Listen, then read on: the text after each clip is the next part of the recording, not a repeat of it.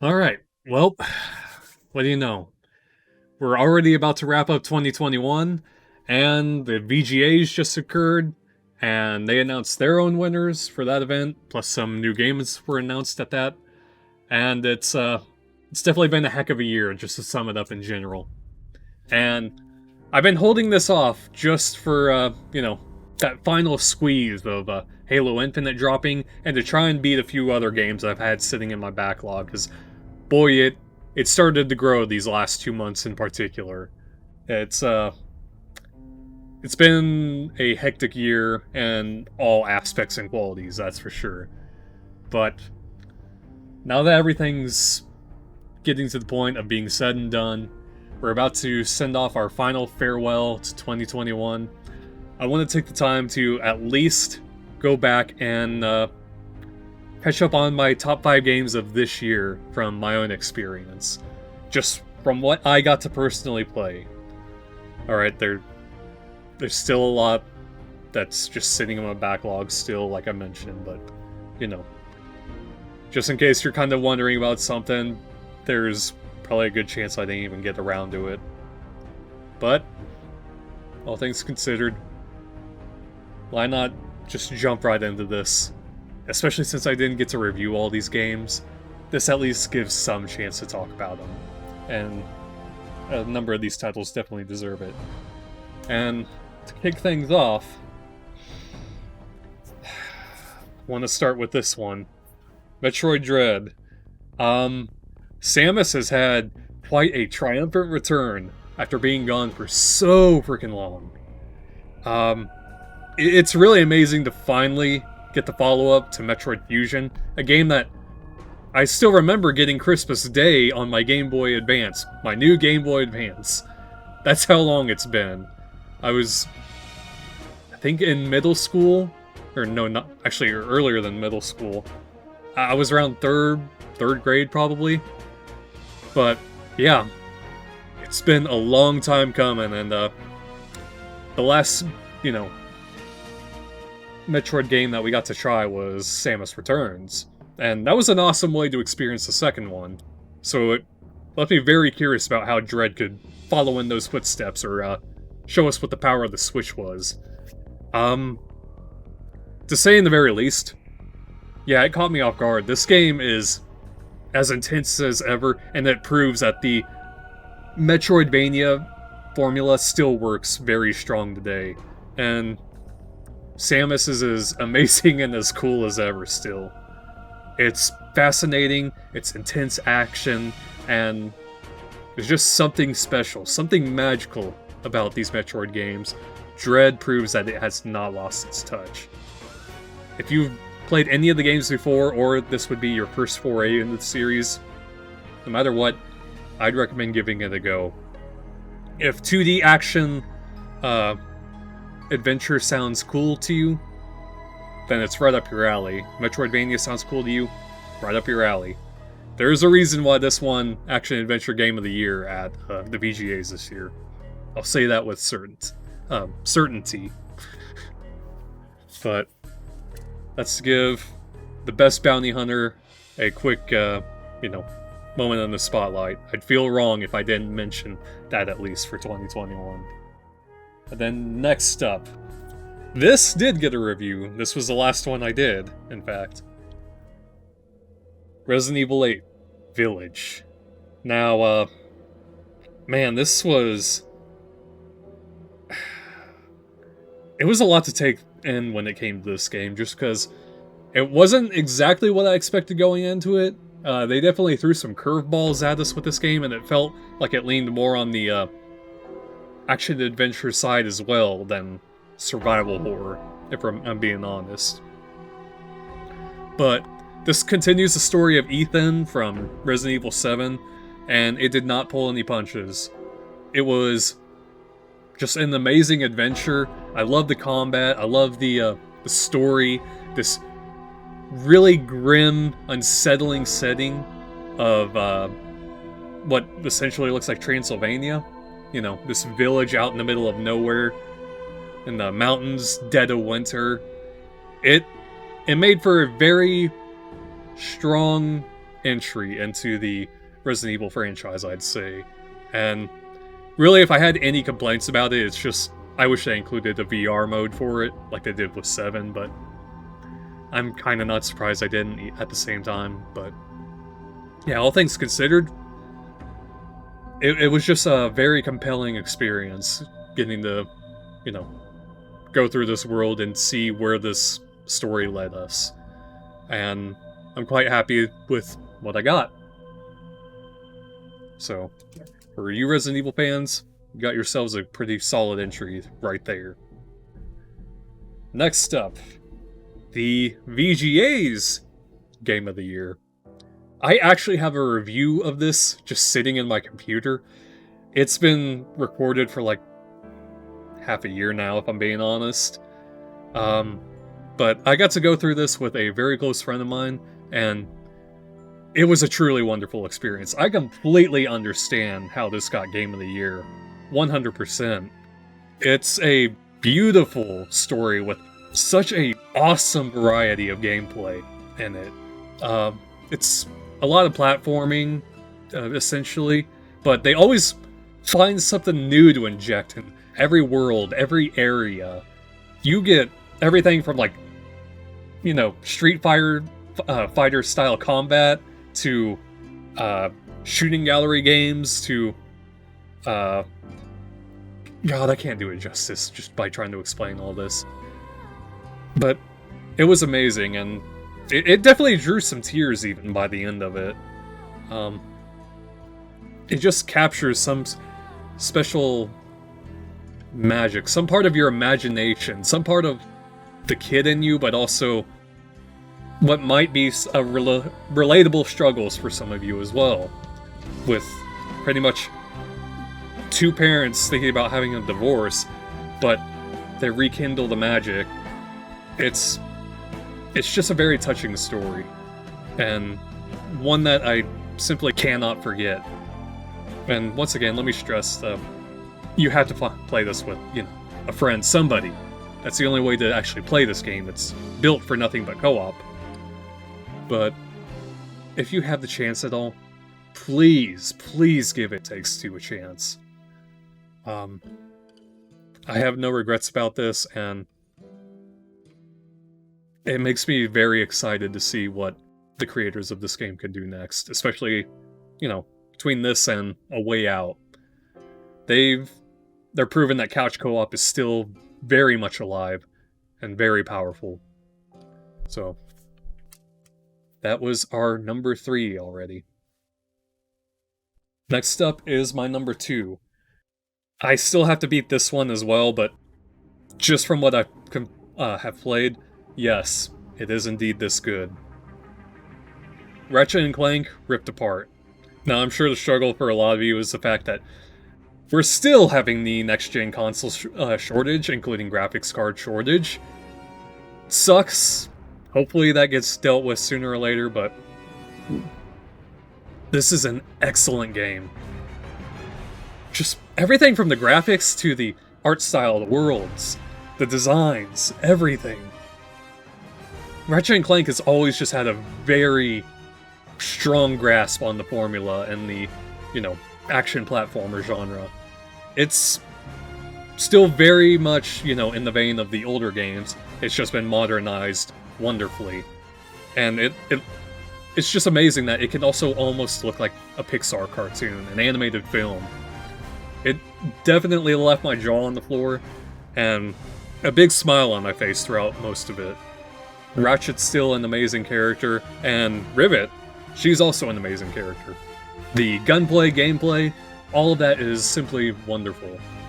It's intense, it could be very fast-paced sometimes, it could just be completely chaotic and wild, but that's part of the magic of it. And not to mention the seamless jumping through rifts is also just simply amazing. Just how fast it loads these entire new worlds around you, and you watch them unfold. It's just simply stunning to be able to play something like this, and I very highly recommend it if you have a chance. If you're able to, make it one of your first PS5 games. And I know some of you are wondering, Returnal's on this list, right? No, I have not got to play it. I know that was a major player this year, but I still gotta get it. I will get around to it, though. But now, before we wrap this up and just jump straight to the number one, let's talk about honorable mentions, because there are some other games that I would just feel outright wrong not mentioning as, you know, runners-up or some sort of note for just something wonderful that I played this year. And first up, this one will probably catch a decent chunk of you off guard, but Hot Wheels Unleashed. Now, it is simply incredible that they were able to take the Hot Wheels license and make such a great game out of it. I haven't played a Hot Wheels game since the N64 with... I can't even remember what the game was called, but I'm sure some of you know what it was. But Hot Wheels Unleashed really captures that that feeling of these cars coming to life on these tracks that someone has very creatively and meticulously built. And it's amazing how far they went with like the little details on it. Something that I appreciate is you can see clear down to the fingerprints on the cars. You can see air bubbles on the stickers on the track. It's simply cool, and it makes the kid inside of me who loved playing with Hot Wheels as I grew up just so giddy. And it's just simply incredible how fun of a racer it is. I haven't got to try Forza Horizon 5, but hey, you know what? I think this is my racing game of the year, and I say that pretty confidently. If you want something wild, off the walls, like a stunt racer game, here you go. Hot Wheels Unleashed will give that to you. Next up, I wanted to do a review of this, but things just kind of fell through, unfortunately. And I didn't get to get the props like I wanted. I got kind of screwed over by scalpers on that, but oh well. Aliens Fireteam Elite. Now, some of you probably saw this and thought that it looked like junkware or something, or just like a cheap, junky game. No, this is actually a surprisingly very solid release into the Alien franchise.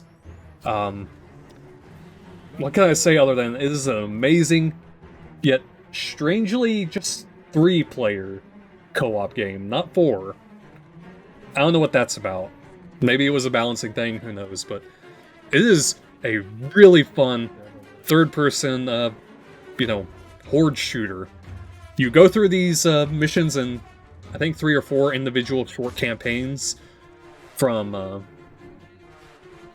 the ship into the alien worlds, and just, you get a cool little look into more of the lore, if you're big on that, for the Alien movies, but just in general, it captures that raw intensity and chaos and fun of being a Marine squad going in and clearing out a Xeno threat. One thing I have to note is it has a 4... Actually, no, it's more than 4. It's 6 class system now, and for me in particular, I did play with all of them, and I generally liked them all, but playing as a demolitionist in this game with my friends was just so much fun, and just the sheer amount of destruction that we cause. Again, don't think that, you should overlook this game. For this studio's first attempt into gaming, or first title, they did an excellent job, and I'm hoping it gets more content. The only downside I'll give you to it is, again, it's just like 4 mini-campaigns with 3 missions each. You could beat the game relatively fast, but it does have high replay value, and I think they're adding more content steadily, so...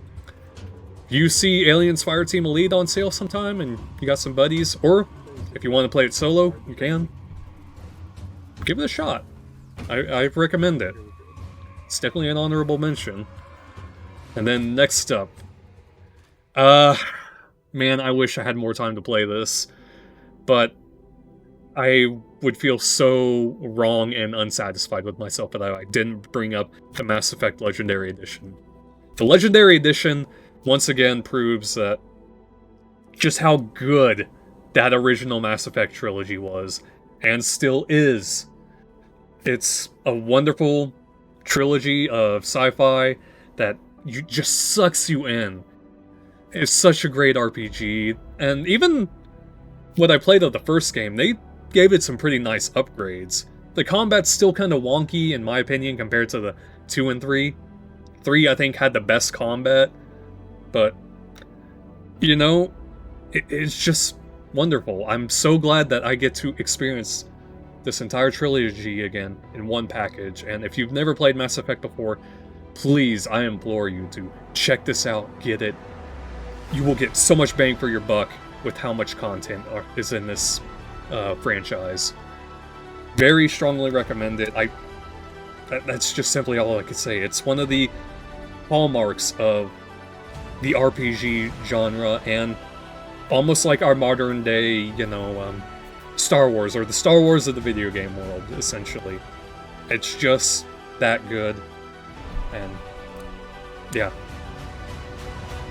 Next up, our final contender for, you know, honorable mentions. Back 4 Blood. Now, I know for some of you, this might be kind of a... It seemed like a decent chunk of people weren't too satisfied with this game. It just seemed to pale to, Left 4 Dead 2 to a lot of people. And I can't blame them for feeling that way. I mean, there's some stuff that still just feels better than Left 4 Dead, but to me, this is a wonderful co-op shooter, and I'm having a blast every time I get to play through it with my friends. I love the card system that they added to this game, all the survivors and different perks, and just, you know, the level of cooperation that you can create with your friends, and how each run can change a bit with these corruption cards that they add that tweak things just slightly. Sometimes it can be genuinely terrifying on this game, when you have something like a monster called the Hag chasing you in the foggy woods. The first time that happened, man, we were terrified, but it was such a cool experience, and it just thrilled me to no end to be able to go through that. It's an awesome game, simply put. If you're doing it solo, I don't know if I'd recommend it, really. I'd wait for a price drop if you only did it solo. And the other thing is, that's a negative towards this game, is I don't know what is going on with the higher difficulties on this game. Normal feels, or what is it? I think they call it rookie difficulty, which is essentially normal. It's doable. It's not that hard to get through. But then when you jump up to veteran, it's like, whoa, you just cranked up really hard. And then when you get to nightmare difficulty, you can literally die as soon as you leave the safe room. It is nuts how difficult they have the other difficulties on this game. I don't know what's going on with that, but I just thought I'd give you fair warning. If you want to sit down and kind of get some of that Left 4 Dead magic again, though, or just have some fun co-op shooter, something to mindlessly blow up a bunch of zombies and stuff, there you go. I'd say it's perfect for that myself. Alright, this is it. We're down to the final title. What is taking the Game of the Year for me, personally? What is my number one spot? It's definitely changed around a bit in these past month or so. And you know what? I'm going to have to say it's Halo Infinite. Now, there might be a slight bias because it is the game that I just beat last, and it is the most fresh in my mind, unlike some of these other titles, but Halo Infinite has just captured something for me that I haven't felt in a long time. I'm not too big on the multiplayer, so this is mostly going on the single-player experience. But I think 343 has finally found the right track. They have found what, you know, the fans have been looking for. They recaptured what I felt clear back when I played the original Halo 1, 2, and 3. That sense of awe, that sense of wonder, the sheer mystery, and the strength that you could feel playing as the Chief. Just all of it is utterly fascinating and captivating.